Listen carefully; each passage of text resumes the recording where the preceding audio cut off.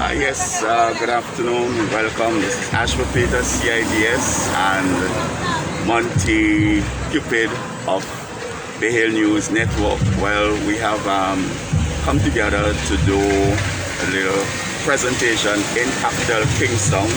We are currently outside the Parliament in capital Kingston, and we'll attempt to retrace the steps of what led to the injury that was sustained by Prime Minister Dr. Gonsalves during a protest action last Thursday afternoon. I'll show you here. As I said, I'm gonna start show you the main gate where the entrance to the Parliament. This is the main gate that leads you to the Parliament building. Now, this gate was sealed off, right? This gate was sealed off by police officers, and you had a line of traffic to the left. Here, you had also protesters there. There were thousands of protesters on the street. Thousands of protesters on the street that afternoon. And along this whole side here, this whole street going up, it was filled with protesters. So this gate was inaccessible. That main gate was inaccessible to the Prime Minister. You had, coming up this street, as I said, hundreds of protesters on this side, and plus vehicles. Now we're going to go along to the other gate that leads you to the Parliament. That is on the side to the Whitechapel Road. The Whitechapel Road. So as we try to speed it up a little, we're going to show you. Because this is really to give you an idea of the layout of the road, the streets around the Parliament, and as to how difficult it would be for the Prime Minister to access entrance to Parliament. So this is the other gate, right? This is the other gate on almost the opposite side of the main street, of the main gate. So here you had officers in riot gear at the time. You had officers from the tactical units. You had a lot of protesters on each side of the gate and in front. And you had further up where the prison is, just about 70 meters or so from here, you had another set of protesters there. And we're talking about a fire was burning just before the Prime Minister. Alright. Okay, so there was high tension. There was a lot of activities. There was a lot of hostile. It was a hostile situation. So we're gonna take you back now to that point where Prime Minister Dr. Gonsalves exited his vehicle. Now there are some, what do we call? There's some inconsistencies in what has been presented, or what have been presented as to the distance or where exactly the Prime Minister was when he exited, or how far he exited the vehicle from the Parliament. Now, if we go over to the other side to give the approximate distance,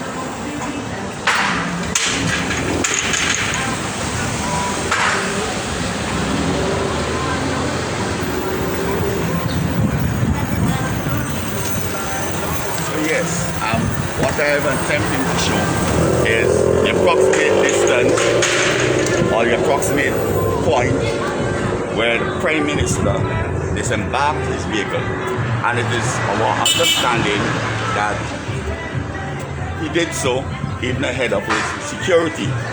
We have spoken to a number of persons who said the Prime Minister got out of his vehicle before the security officers, and he was attempting to come from that point just outside of Parade to the gate at Parliament, which is approximately 80 meters, and to cover that distance would take, I mean, if you're talking about auto, if you're talking about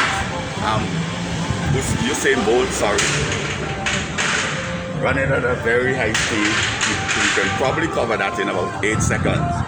But we're talking about a situation where the Prime Minister had to go through a crowd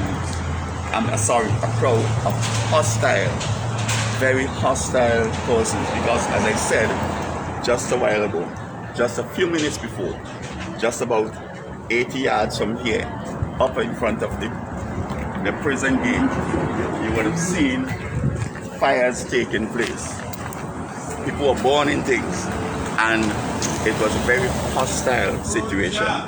Down here, you had a situation where they dumped garbage onto the street and apparently appearing to burn again another fire. So it was a real hostile situation. So here it is, the Prime Minister is coming from across the street, trying to get to the gate.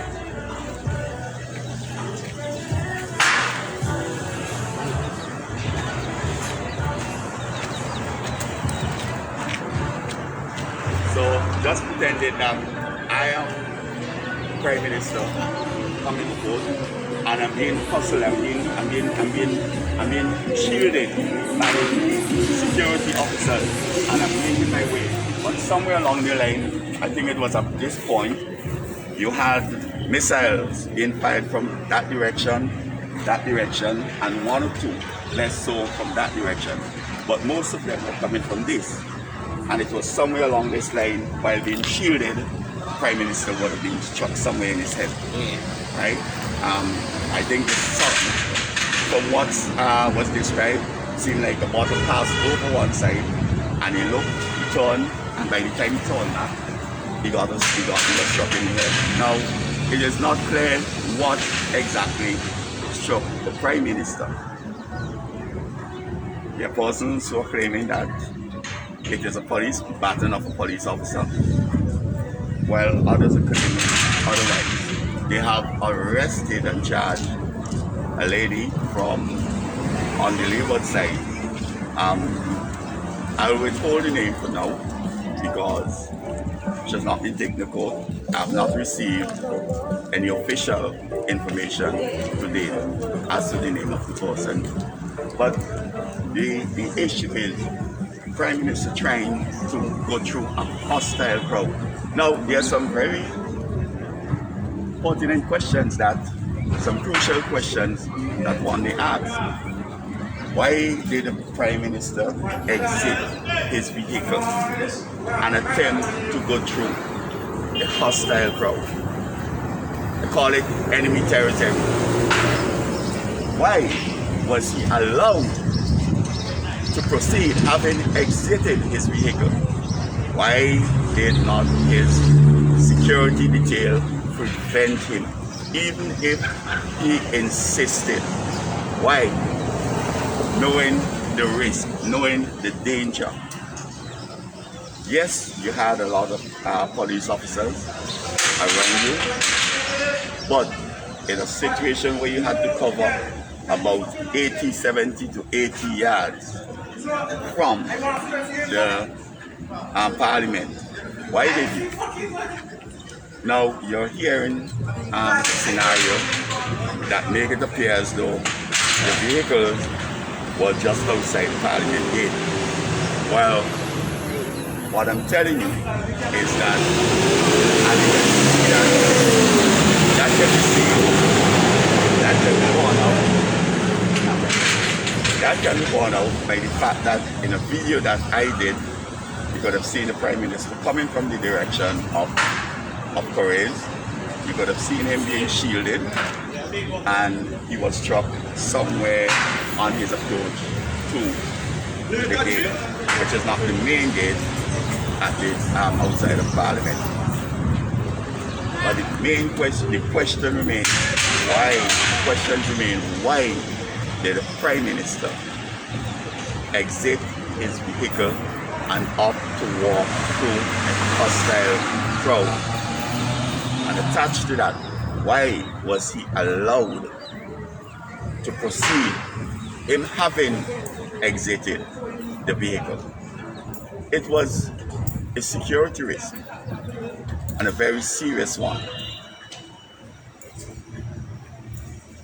And this is something that we've got to have discussions on, because people are calling for the security detail, the members of the security detail, to be sanctioned, to be fired, or to be reassigned. But I'm sure that the police high command, it is something that they'll be discussing, or they should be discussing at this time, right? So, having said all that, I am hoping that you would have gotten a clearer picture as to how the Prime Minister came to be injured on Thursday afternoon. Clearly, he was not just outside of the gate of Parliament. He was about 70 to 80 yards away. Now, this is just when he exited the vehicle. And it is our understanding that he was told not to proceed. He was urged not to proceed, but he did proceed. And they offered whatever, the police officers offered whatever cover they could, but it did not prevent him getting that injury. Now, I want to thank you all very much for joining us, for following us on Bayhill News Network, on CIBS, as you have been doing all through these weeks and months and so forth. And for those of you who are accustomed to following us, I hope that you will continue to, and not only continue to, but to invite others to ask others to follow us again. Now, on behalf of Monty Cupid, who is doing the camera work here, I want to thank you. Really appreciate, and hope that this will be viewed even over and over, so that you can get a better understanding of what really went on. This is Ashford Peters, CIBS, Bayhill News Network. Thank you very much for following us.